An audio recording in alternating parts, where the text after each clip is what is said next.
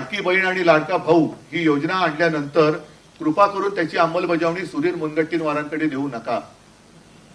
कारण त्यांचं चंद्रपूरमधलं जे काही एक भयानक हिणकस भाषण होतं ते ऐकल्यानंतर अंगावरती असा शहारा येतो की असे मंत्री आपल्या राज्यात मंत्रिपदावर राहू शकतात.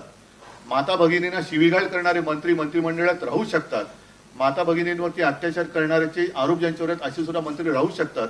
पण अशा व्यक्तींकडे याची अंमलबजावणीची जबाबदारी देऊ नका. लाडका भाऊ, आता मी एकच सांगतो, आम्ही तर लाडकी बहीण, आमची लाडाची लेक लाडकी तर केलंच आम्ही.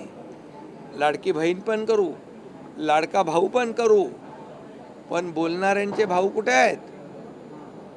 कुठे आहेत भाऊ? त्यांनी तर विचार करावा, आत्मपरीक्षण करावं, का सगळे भाऊ गेले. आम्ही तर सगळ्या भावांचा पण विचार करणार, बहिणींचा पण करणार, ते तुम्हाला कळेल.